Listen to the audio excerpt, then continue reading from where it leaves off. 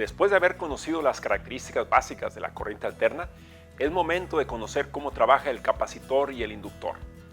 El capacitor es el segundo componente más utilizado en los circuitos eléctricos después del resistor.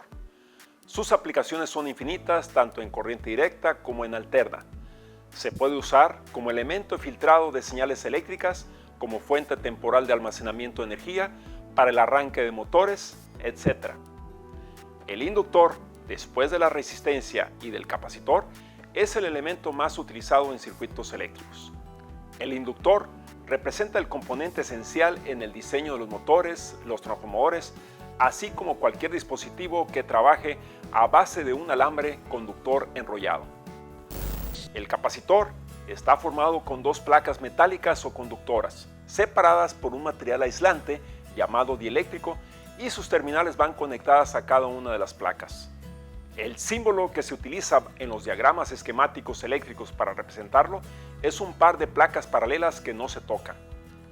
El capacitor es capaz de almacenar energía a través de un campo eléctrico que generan las cargas almacenadas.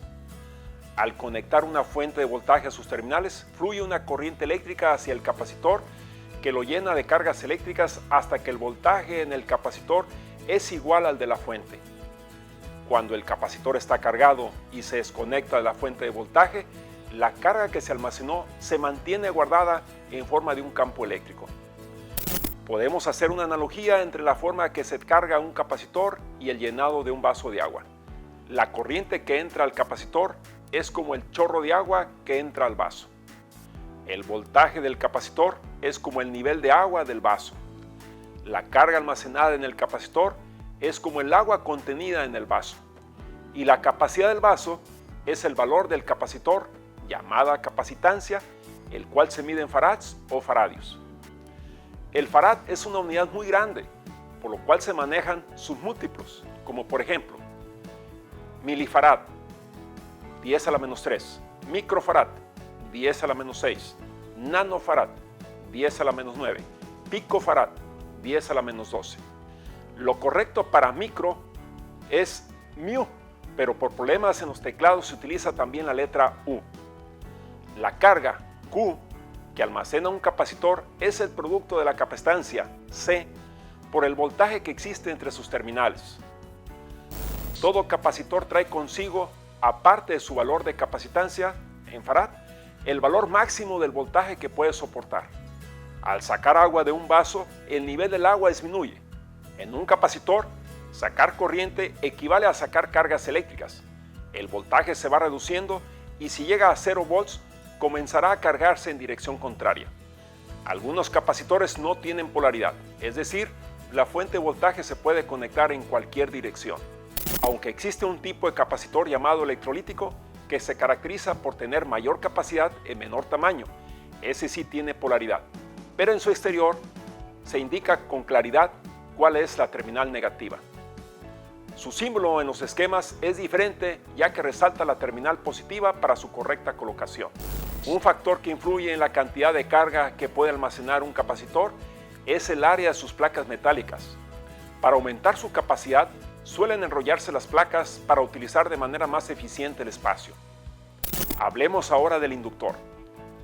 Este es un elemento que almacena energía a través de un campo magnético originado por la corriente que lo atraviesa. Consiste en el enrollamiento de un cable conductor aislado, también llamado bobina, donde el núcleo puede ser hueco o de algún material ferromagnético. El símbolo del inductor en los diagramas esquemáticos eléctricos es como un alambre enrollado. Oersted y Faraday descubrieron los efectos del electromagnetismo.